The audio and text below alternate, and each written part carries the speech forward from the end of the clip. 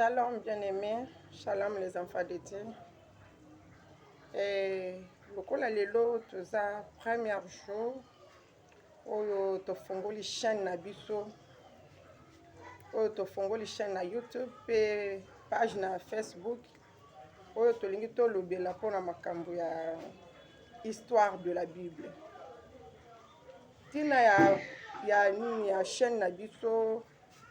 ya page na biso eza mpona biso bana nzambe epesa biso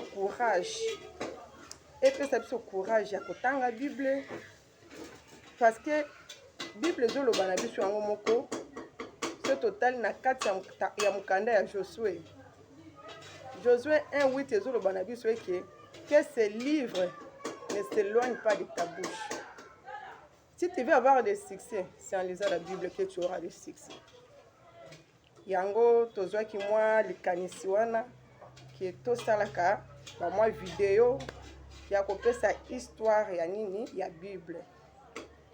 Bandeko na nga histoire ya Bible eza lokola histoire te oyo babanda kobetela biso ntango tozalaki bana mike oyo ti lelo babetaka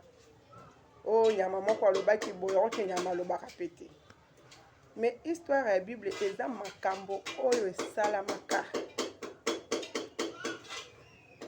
Eza te ke moto akompose eloko moko boye aye nango oyo nazoexplike yo tala yoka boye na boye, non. Tout ce qui était écrit dans la Bible eza biloko oyo et c'est pas ça qui na ndenge ya vrai. Eza ba histoire te nde tozalaki lokola bana mikie yaya biso kutu aosisa biso misuni bolia misuni te nyonso bokabelaka ye kaka mpona poko akobetela bino lisolo oyo tala likakwa ye alobi boye likakwa abeti likofi soki wapi tala oyo ekangami bino bokatana na koseka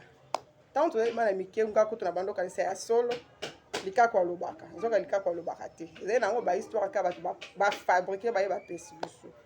mais ntango tokutaka histoire na kati ya Bible c'est pas fabriqué. Donc eza makambo oyo esalemaka eza makambo ya solo oyo ifale biso bana nzambe to comprendre yango. Et puis histoire eza ndenge nini? Histoire ezala kaka kotanga yango kaka mpona kotanga te. Mpona kotanga te. Ezala ndenge wana te. Mais histoire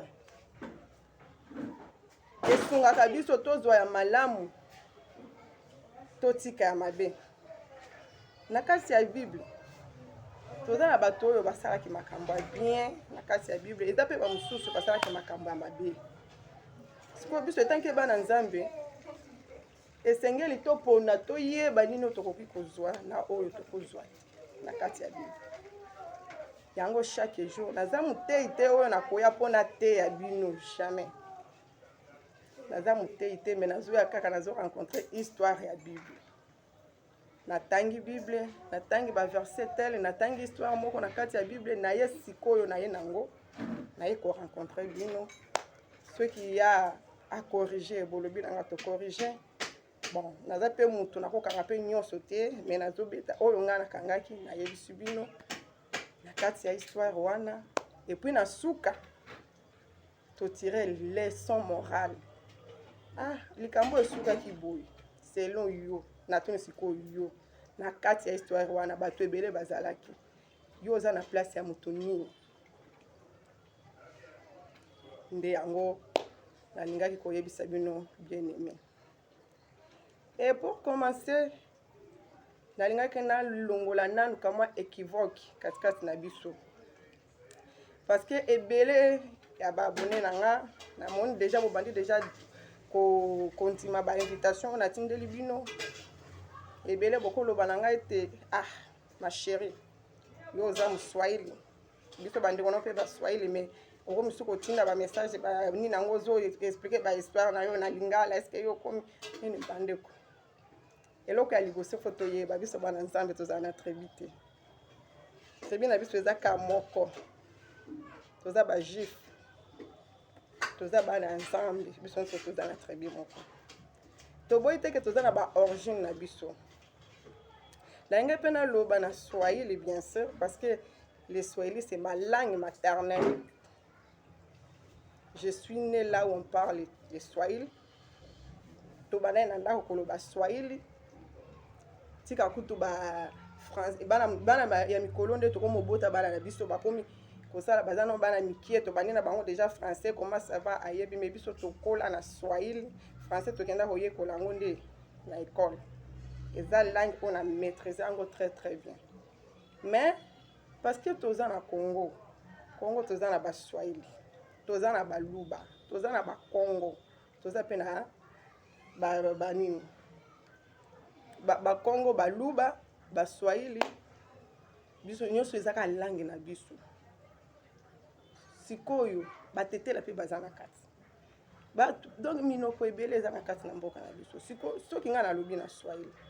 mokongo oyo eza na kati na page na ngai eza na kati ya chaîne na ngai aoyoka eloko te moluba akoyoka pe eloko te yango na préféré toloba na lingala parce que lingala eza langue oyo eza ya capitale biso nyonso leo tozali nano na baprovince non nakoma Kinshasa te mais quand même nakokoka ta mosu koloba te mais koyoka ofinga nga na lingala te na koyoka po eza langue moko ya capitale esika bato nyonso baprovince nyonso esanganaka donc moto nyonso eza presque essentiel ata soki ozoloba te mais quand même koyoka okoyoka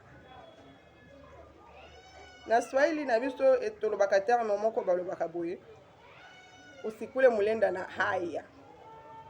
parce que na mosu baloba na nga mais kasi parle loba kasi na français parce que français eza langue officielle bien sûr Saint-Esprit yaka na kati ya français te bien sûr j'avais étudié natanga pe mwa mokie na nga mais mpona sisa bahistoire nyonso oyo lelo nabanda korencontre bino tala ekenda eboyeboye na français nakosilisa yango te nakokangama yango pour que je sois à l'aise na bato mosusu babone na nga mpe bozala à l'aise yango topréféraki tobanda nano na nini tosalaka émission na biso na lingala bino mpe mosusu bato ya lingala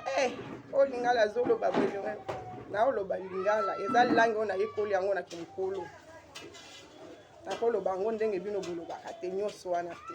il faut kaka bamwa biloko nini ezanga soki ezanga moni na beti mwa français totie na kati nyonso wana kaka bana nzambe mpo tosala nini tosungana naboyaka remarque te soki omoni na kati ya video eloko moko osepelaki nango te tant que bana nzambe parce que j'insiste à vous appeler bana nzambe parce que il y a une différence entre bana nzambe na bato ya nzambe il y a une différence biso tokozala bato mpo motu nzambe nde akela biso nyonso toza bato ya nzambe mais bana ya nzambe mpe bazali yango nalingi chaîne na biso oyo ezala mpona biso bana nzambe toyeba ndeni na koaborde eza ya kofingana te omoni ke sœur Adèle sœur Béatrice asalaki mwa erreur okomeli nga même en privé même ke na kati ya video nao naputaki boye nga mpe nakoyeba ndeni na kosala nini ya kobongisa parce que même le français disent que l'erreur est humaine eza teke ndenge na bandi koleka boye tosolola na bino nde na kozanga erreur te parfois nakozala na baerreur na nga mais bino mpe bosala nini bosonga ngai eza video ya liboso après oyo sikoyo tozobanda histoire moko livre moko nga natangaki na histoire wana ndenge esalaki ngai bien ndenge nasepelaki nango mpe nalingaki mpe topartage na bino merci nzambe apambola bino bisika nyonso bozwami ezala na kati ya Congo ezala libanda ezala na baprovince vraiment nalingi bino mingi bosoutenir nga na bainitiative oyo po ete mosala nzambe ekende liboso merci shalom au revoir